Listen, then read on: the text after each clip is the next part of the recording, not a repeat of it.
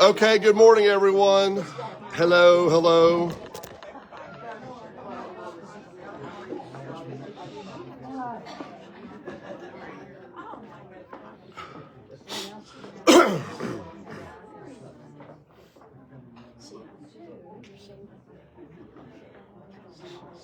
Thank you.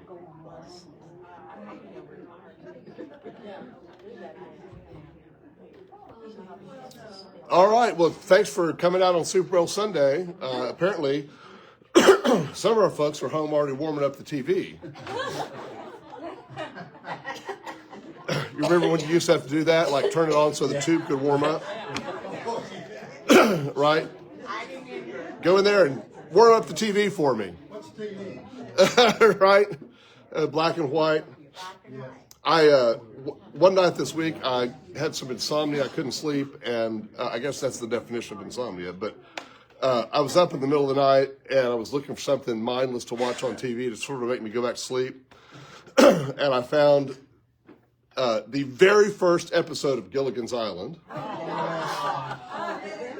Watched the first two episodes, put me to sleep. It was great, but it was also very interesting. In case you want to know, there's a huge parallel between the beginning of Gilligan's Island and the beginning of Lost. It's like ripped from the same script. Like they lost the series, right, from 20 years ago. Because on Gilligan's Island, they've had a shipwreck on their 3-hour cruise, and they're knocked out from it. And the whole thing begins with Gilligan and the skipper waking up from their being tossed and turned, and they don't know where they are. And Gilligan thinks he's got a man overboard, and he jumps over into the sand. And Lost, the series begins with everyone waking up from the plane crash. Same thing. Really interesting. All right, there's a conspiracy theory for you. Gilligan's Island and Lost are related in the metaverse somewhere. All right, figure that out. Well, this is one of those weeks I've been regretting my decision to do this series on the minor prophets, because I'm really having to work on this. This is not easy. I'm having to study a lot more and read a lot more and think a lot more. And dang, hauling out all these books and reading stuff. And in just a little bit, I've got to show you this. So one of the books I pulled off my shelf is the old Broadman Bible Commentary. Some of y'all will remember this. This was the Southern Baptist Convention official commentary set in the 70s, 60s and 70s.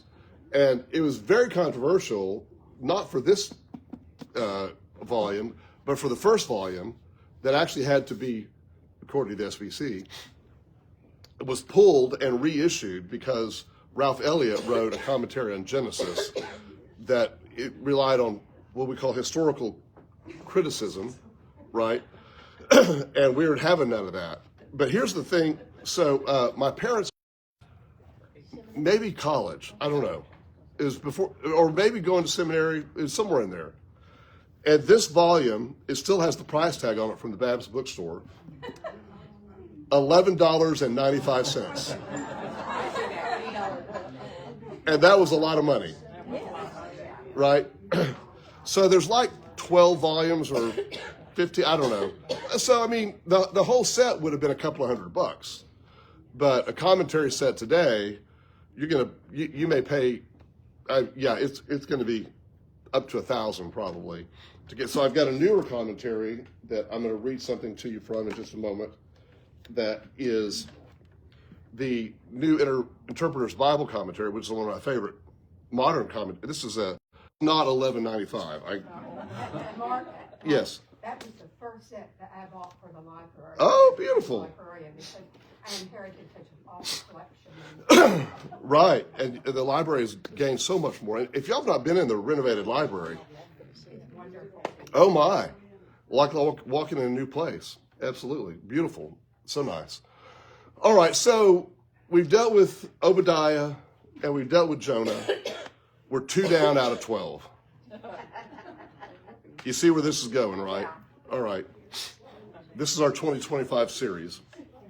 Allison said to me last night. She said, well, why don't you just do an overview of the whole thing? And it wouldn't, I said, that would actually be harder because then I'd have to read faster. So it's actually easier to stretch it out because you take a little bit at a time. So today, an important announcement. This is exciting. Next Sunday, Maggie, our pastoral resident, will be here teaching. She'll pick up where I leave off today. I'm going to be over at Cathedral of Hope next Sunday speaking to their transgender council. So excited about that opportunity.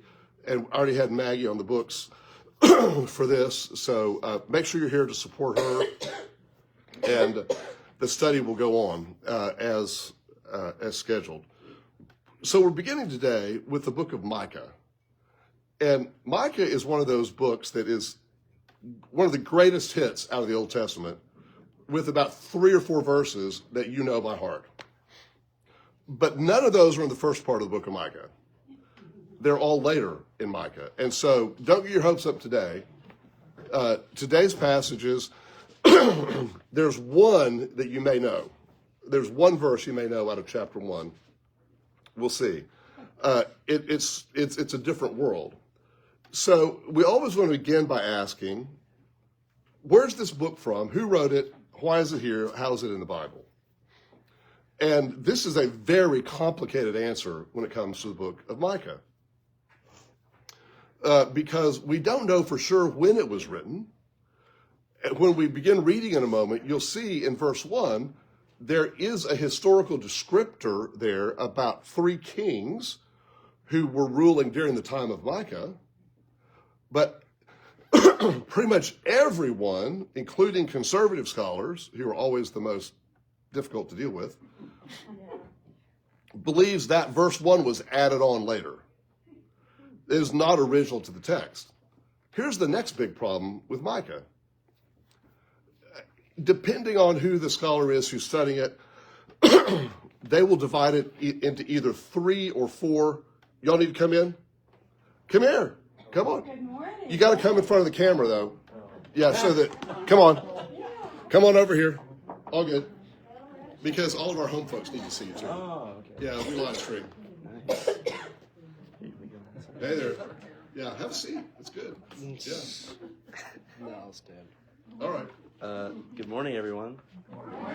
I'm Ross. This is Whit Anderson.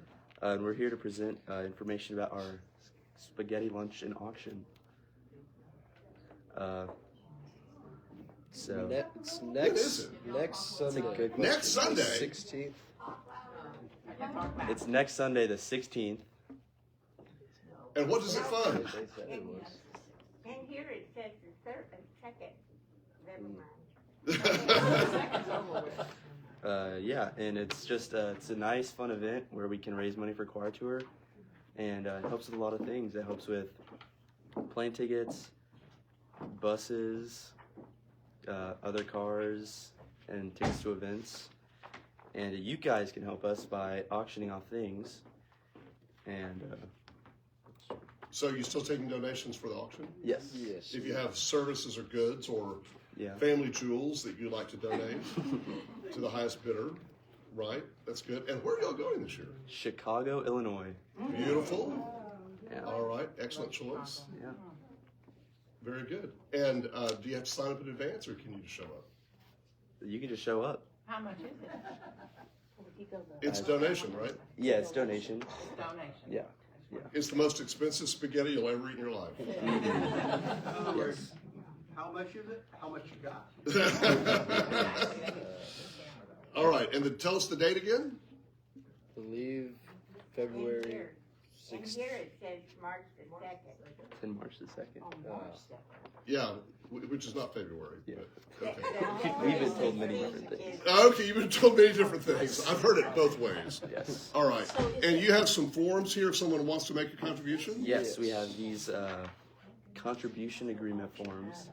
You sign these, you put the starting bid, whatever you would like to auction off if you want. So, like, if you have theater tickets that you might not use or some kind of ticket to something, or if you have, I don't know, a cabin or a lake house you like to let someone stay in, or if you have professional skills like tutoring or anything like that, whatever, those are the kind of things we're looking for, right? Yes, sir.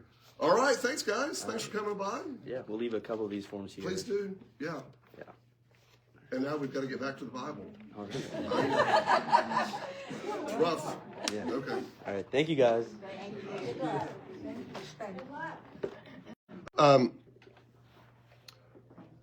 Scholars will take the book of Micah and divide it into either 3 or 4 different divisions. And as we work through it in the next few weeks, you will understand why. It's, 7 chapters, I think? And within that, the first part of it is a real lament. And then you get to a section of hope, and then you get to another section of lament. And most scholars believe that the original part of the text is what we find today in chapters 1 through 3. And that the rest of the book probably was added onto it by followers of Micah, disciples of Micah, later. And the dating is a problem at the beginning, and I'll explain that when we get into reading chapter 1, some of this. The most likely scenario is that this was written in when you're counting backward, I don't know whether to say late or early 700s BC, like maybe 720, 710, somewhere in that area. Most likely about 10 to 12 years after the fall of the northern kingdom, but before the fall of the southern kingdom. So it's important to remember in this book, we're back to Bible Old Testament 101 here. There came a point in which Israel had a divided kingdom, the northern kingdom and the southern kingdom. And each had its own capital, each had its own ruler, and they both ultimately fell. One of the things about Micah is, you'll see in chapter 1, he's prophesying the doom of the southern kingdom. We think the language is such that the northern kingdom could be past tense or present tense, but most likely it's going to be past tense. But he's basically saying to the southern kingdom, what happened to the northern kingdom is going to happen to you. Here's the problem. What ultimately happened to the southern kingdom did not happen for 100 years. Micah was early in his prophecy. He was still right, but he was early. And it was not the first time he was early. So Micah, talk about being a tough spot, he had a vision from the Lord, but he was premature in things. And there's stuff we'll talk about related to that. So the next thing that's relevant to this is textually. If you look at we don't have the original manuscript, of course, and in ancient times, these would have been written on scrolls, and paper, papyrus, whatever, ultimately vellum, but papyrus at this point was in limited supply. And you know how sometimes you write a grocery list on something that was like a bank statement? And if someone were to find that later, they might be confused on what all this is about. This is what happened to the original part of Micah. There were, I'm just going to use the word paper. It's not real paper, but the paper on which it was written, you had to make use of every space, and so stuff gets jammed on there originally, and then it gets carried forward, right? And scholars think some of Micah is appended later, and the text in Hebrew is a mess. It's missing parts. Now, when we read the English translation, you can say, well, this sounds fine to me. Well, over the years, it's gotten smoothed out. But the reality is, it's not as smooth as it appears. And there's another problem. There are a number of poetic functions and rhymes that Micah uses that make sense in Hebrew but do not translate to English.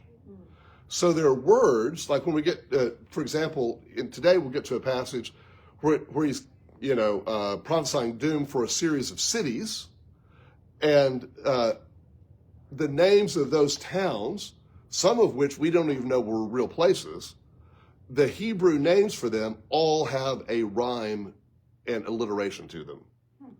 But we're not going to see that in English. So there are some secrets to the way this would have been read. The next thing that's important to note is sometimes we think of Israel as being this gigantic place, right? And actually, I have a note here. Let me find my note so I don't lie to you about this.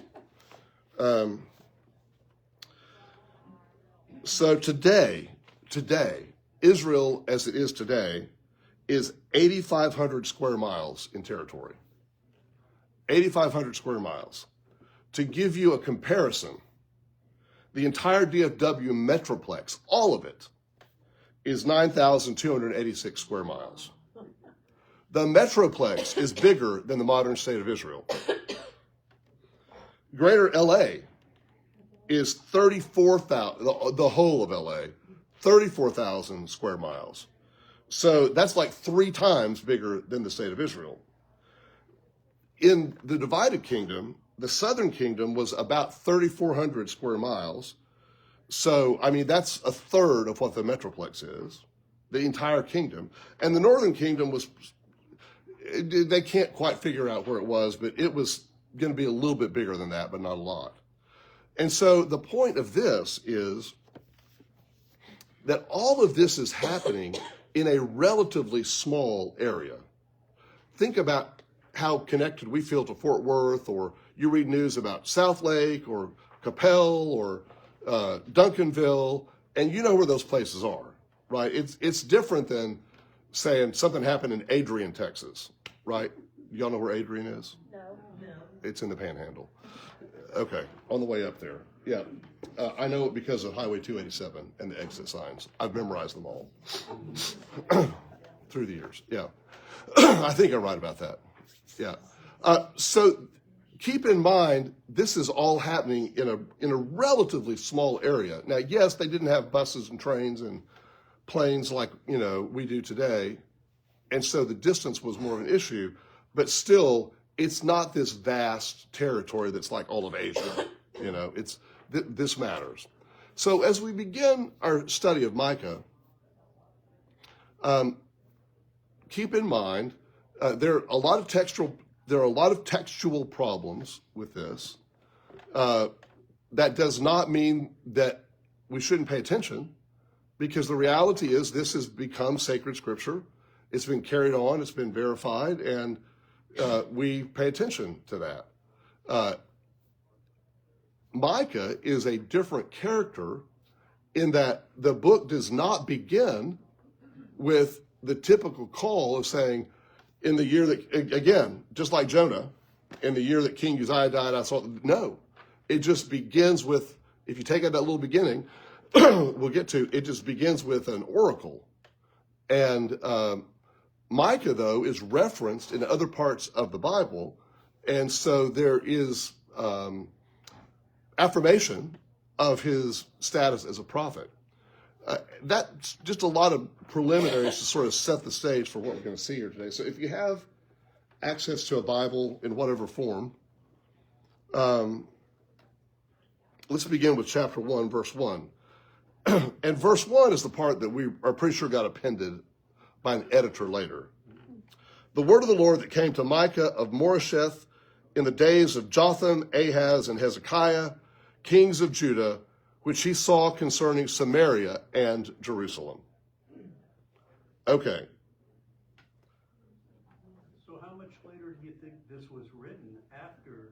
So that little editor's note, we don't know when it got added. What is going on out there?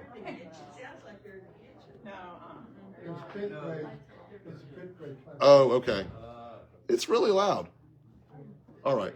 You got it? Thank you. What is going on? Timothy's at the coffee bar and it's just It's Timothy's fault. Okay. Whatever it is, it's loud. It's loud and they're actually pretty far down there. They're not right Okay, I thought they were right outside the door. Barbarians at the gate. So it doesn't matter when this was added. It's someone later trying to set a historical context that probably is off just a little bit. But that doesn't matter. So here, really, verse 2 is when it begins. Hear, you peoples, all of you, pay attention, O earth, and all that is in it, and let the Lord God be a witness against you, the Lord from his holy temple. For behold, the Lord is coming out of his place, and will come down and tread upon the high places of the earth, and the mountains will melt under him, and the valleys will split open like wax before the fire, like waters poured down a steep place. All this is for the transgression of Jacob and for the sins of the house of Israel. What is the transgression of Jacob? Is it not Samaria, the capital? And what is the high place of Judah? Is it not Jerusalem, parentheses, the capital? Therefore, I will make Samaria a heap in the open country, a place for planting vineyards, and I will pour down her stones into the valley and uncover her foundations, Samaria being the northern kingdom. All her carved images shall be beaten to pieces, all her wages shall be burned with fire, and her idols I will lay waste. From the fee of a prostitute she gathered them, and to the fee of a prostitute they shall return. For this I will lament and wail. I will go stripped and naked. I will make lamentation like the jackals and mourning like the ostriches. For her wound is incurable, and it has come to Judah. It has reached to the gate of my people, to Jerusalem, the southern kingdom. So it's coming down, he says. Tell it not in Gath. Remind me to come back and explain that. Weep not at all in Beth-le'eprah. Roll yourselves in the dust. Pass on your way, inhabitants of Shaphir, in nakedness and shame. The inhabitants of Zanan, do not come out. The lamentation of Beth Ezel shall take away from you its standing place. For the inhabitants of Maroth wait anxiously for good, because disaster has come down from the Lord to the gate of Jerusalem. Harness the steeds to the chariots, inhabitants of Lachish. It was the beginning of sin to the daughter of Zion, for in you were found the transgressions of Israel. Therefore you shall give parting gifts to Moresheth-Gath. The houses of Agzeb shall be a deceitful thing to the kings of Israel. I will again bring a conqueror to you, inhabitants of Mareshah. The glory of Israel shall come to Adullam. Make yourselves bald and cut off your hair for the children of your delight. Make yourselves as bald as the eagle, for they shall go from you into exile. Really cheery stuff here, right?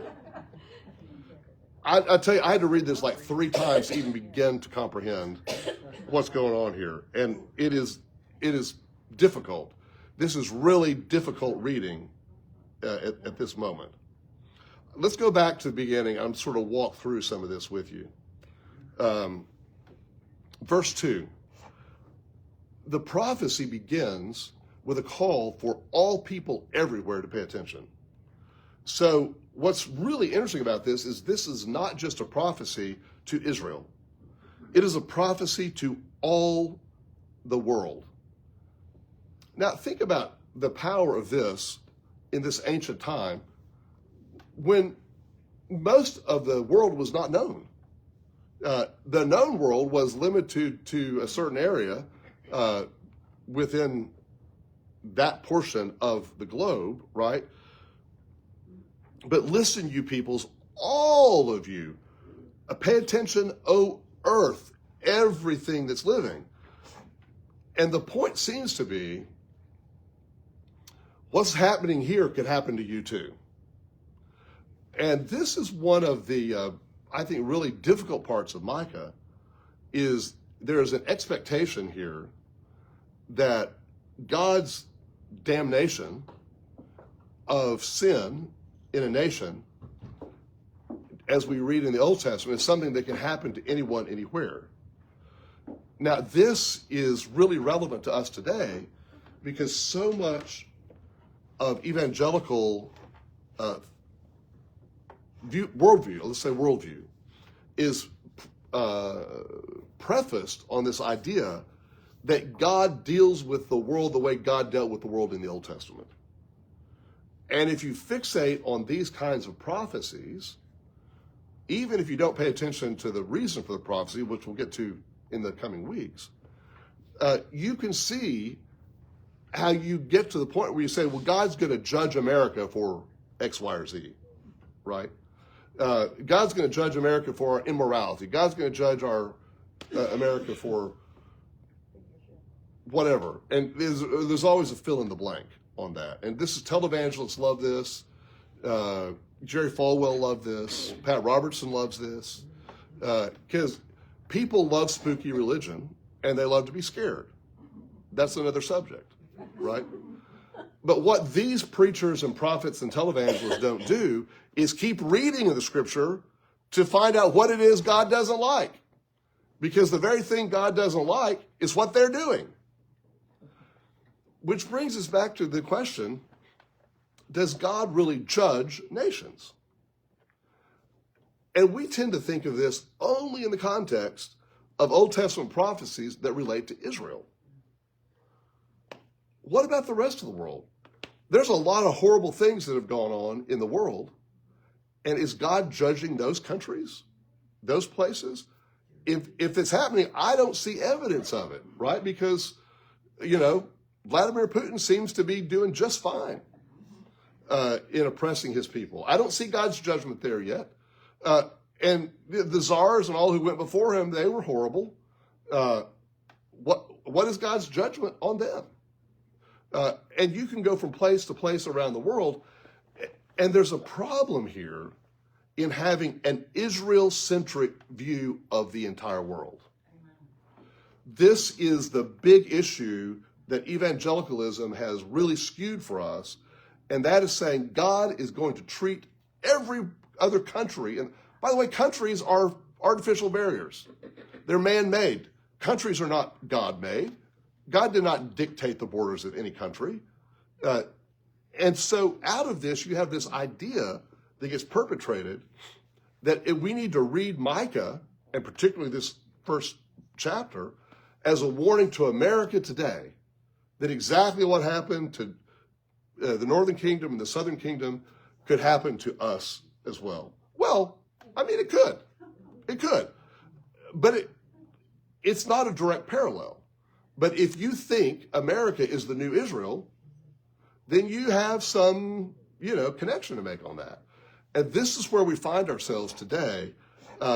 People taking part of the Bible literally, but not all of it.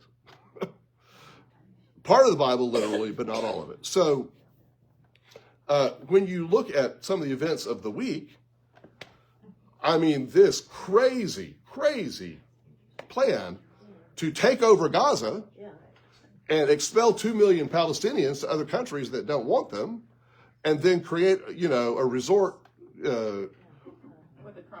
Maragazo, kind of place, is so utterly insane, and yet elements of it are already at play. And if you watch Netanyahu standing by Trump, you could tell he was like, oh, I'm shocked by this. But then within 24 hours, he's like on board. So part of this is based in this idea that America has the right of Israel, and it's just really, really messed up. But it's our evangelical theology that has sort of engrafted this. And even if you don't attend one of those kind of churches, this infiltrates American culture so much because these people are loud. It's like we've talked before, the Left Behind theology of premillennial dispensationalism is nowhere near the most dominant view of the end times in America or anywhere else. And yet, if you were to ask a man on the street, they would think it's the most dominant Christian theology because these people are loud. They've dominated, they've made movies, they've written books. It's not what most of us believe as Christians, but to the average person, it appears it is because they've got the microphone. And so it's just astounding. I really could not, when I decided in December we were going to study the minor prophets beginning in January, I could not have comprehended how relevant every bit of this is going to be, because every week we walk in here and there's something relevant to this. But this is a prophecy, Micah says, to the whole world. And God is going to be a witness against you. And notice the language in verse 3. The Lord is coming out of his place. That's an interesting language, because it doesn't say the Lord is coming out of heaven. It doesn't say the Lord is coming from on high. The Lord is coming out of his place. Don't know what that means. Well, it says right above it, the Lord from his holy temple. Yeah, but where is that? Right? Is it not established? Well, so at this time you do have the temple in Jerusalem, and you have smaller temples in all of these cities. So one of the articles I read that was dating in the 70s was talking about archaeological digs that in all these smaller places around, they are finding remnants of Jewish temples that followed the pattern. It's not the temple, but you have these meeting places that are symbolic. And so those who are hearing Micah's words would understand this is God coming out of the place of worship into the world, right? That's a concept we don't get so much because in our theology, God doesn't live in the sanctuary. Maybe God speaks to us there, but God can speak to us anywhere. And so, but their idea based on the tabernacle in the wilderness and Moses and all that was that God dwelled in that temple space. And so when Micah says God is coming out of his place, it means he's moving into the world, right? And that has significance for them.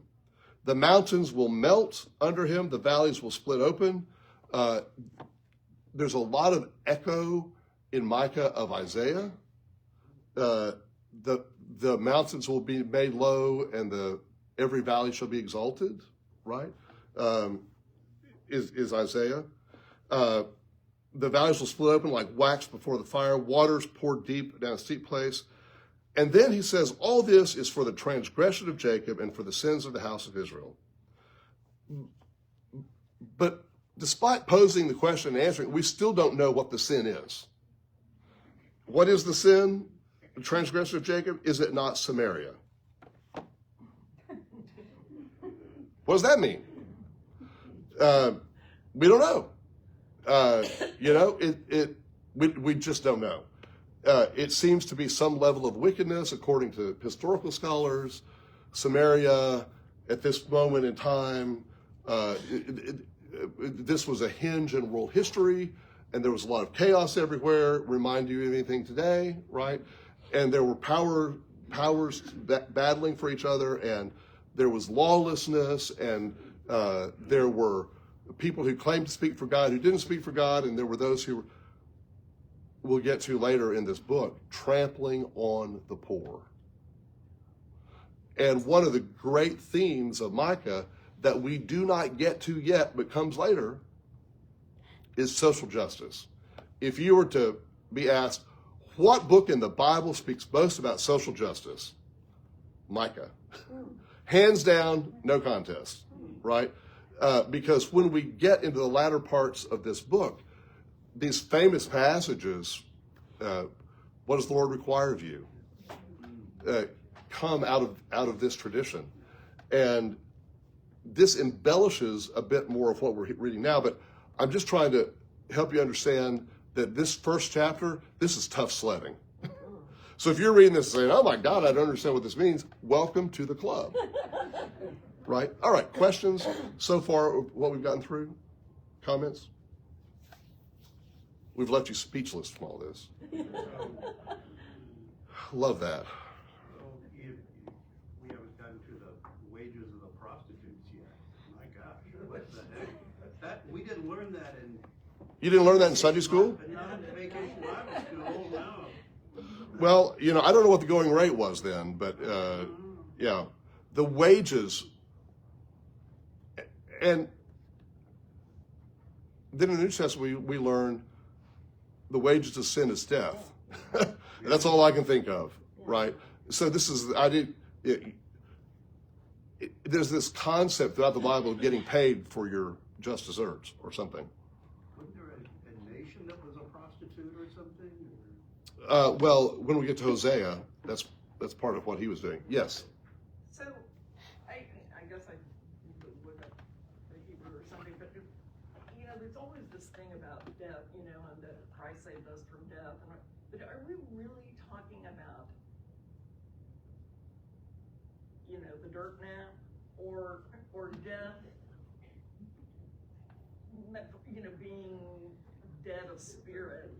So I think it's both. So these prophecies, I think, are both. And was there, and do you know, I guess there's lots of different ways, because there were lots of different sects of Jews, but like how they didn't really, death was just death, right? So in their mind, yeah, there's not a highly developed concept of the afterlife like we would have today. Yeah, so but how does that play into it? Yeah, Well, so that- physical and spiritual. Yes. Saying physical and spiritual. I think it's spiritual and physical Yeah. because in their mindset, the two are related.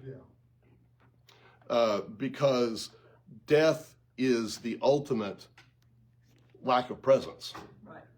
You can't do anything Right, after death. right. Okay. Again, so this commentary was released in 1972, just for context, all right? And it was published by the old Southern Baptist Convention, before it got taken over. Most of this would not be written today. But I will say it's in a lovely font that's very readable. Unlike this other commentary that I hate the font in. Here's a line from the author of this commentary. It was extremely difficult for the prophets to convince their hearers that any evil could possibly befall them. Were they not prosperous? Was this not an indication of Yahweh's favor? Were they not the elect people of God? Was not the fact that they were prosperous sufficient evidence that Yahweh approved of the manner of life? Is it not possible that this is also a problem for most Americans? This was written in 1972, y'all. We live in the world's most prosperous nation. We have abundance on every hand, while much of the rest of the world is in poverty and want. Our scientists and technicians have perfected the means of our comfort and pleasure to a degree undreamed of a generation ago. Many wonder why we should spend our substance and labor on people at home or in other lands who will not work and seem content in ignorance and superstition. This attitude betrays a dangerous pride and a fatal selfishness. Indeed, being possessors of such blessings and advantages makes us responsible to use them to the glory of God and for the aid of all of his children in the world. Let us not make the most tragic mistake of history, interpreting election and blessing as a right rather than a gift that involves responsibility. Surely, just as ancient Israel was elected to be God's servant, so we have been chosen for our own place in history as the servants of God. The task of 20th century prophets is no easier than was that of Micah and his contemporaries. We too must alert the people of God to obedient service and right living if we would save our nation from the trash heap of history. There are countless prophets of doom who think we have waited too long. They say we've become so soft on abundance that we can never survive the judgment that must surely come. This remains for the God of history to judge. Let us not fail him. You can see why the Southern Baptist Convention need to be taken over and its scholars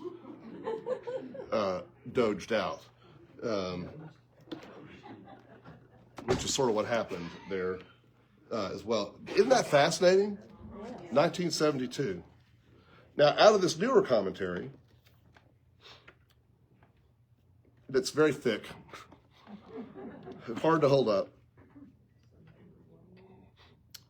When we speak to individuals, congregations, politicians, or environmental polluters about dangers that lie ahead, what is our motivation? Is it to teach them so that changes can be made in time to avert the disasters we foresee? That would be one form of prophecy. What do we do if they do not respond, but go ahead with their destructive behavior? Do we persist in our message against all odds simply because it is the truth and needs to be spoken by someone? Maybe there is a time later on, after the exile, when people's eyes will be opened. Although it is too late to prevent some suffering, previously neglected words of warning may yet provide insight about how to avoid future pain. Any of us who are concerned to make a better world and avoid suffering can identify with the prophet's task. Could that not have been written yesterday? Next, biblical prophets felt great compassion for their people. If they hated those whose behavior they condemned, their task would have been easier. In our day, we should beware of prophets of doom who dislike the people they criticize, who predict destruction and almost enjoy the thought of what they describe. Sometimes the biblical prophets, like Jeremiah, were pushed beyond their capacity to remain compassionate to those who responded to their message with ridicule and hatred. But Jeremiah did not begin his ministry with such bitterness, and neither did Micah or other speakers of God's truth who were compelled to speak what was true even when it hurt. And here is an example that's probably really hard for us to see today of Micah being someone who spoke truth to power in a time in which the price of doing so was very high. And when Jesus later says, a prophet is not without honor except in his home country, that saying applies to the Old Testament prophets as well. Does that make sense? Thoughts, comments on... Say that again. When Jesus said later, a prophet is not without honor except in his own country, this is reminding us of also the difficulty the prophets had of prophesying to their own people in their own place. Because what Micah is doing is prophesying doom to his own people from the place he's from. It's like showing up in your hometown and saying, except in Micah's case, it says he showed up naked. Now, there's debate in the scholarly literature about, is that really naked, or is it like stripped down to a loincloth naked? Does it matter? I mean, toga or toga not. I don't know. The point is, he stripped off his clothes, right? So whether he's in underwear or nothing, the point he's trying to make is, I need you to pay attention to what I'm saying. And you can imagine how that probably went over, right? People didn't believe him.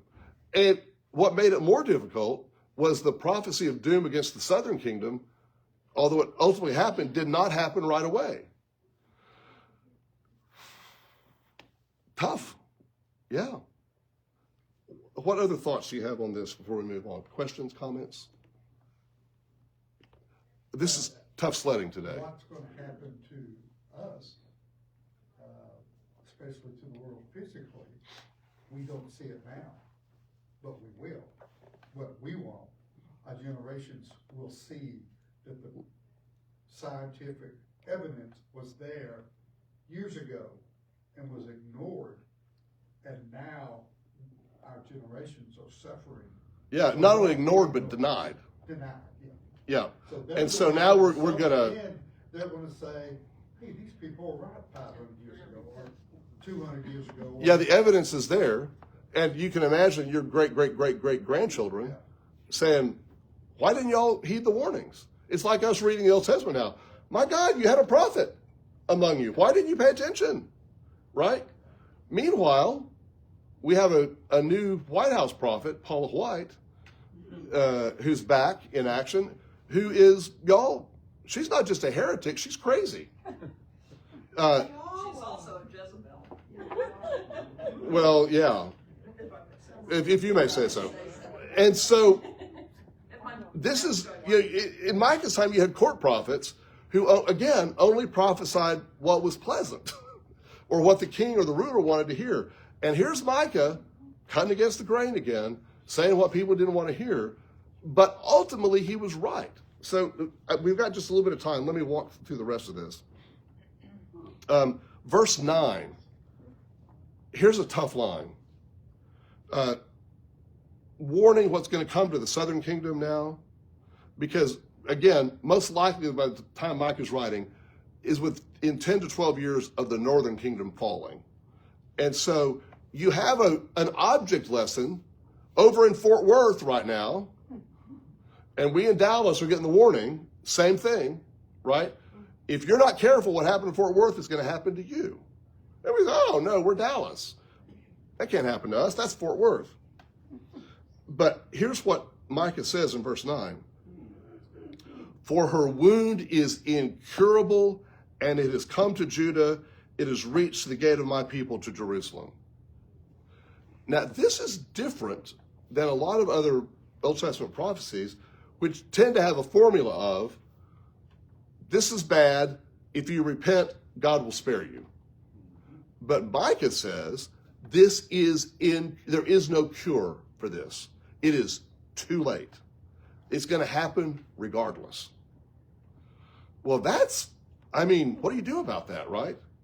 Just say, okay, I'll try to get out of the way.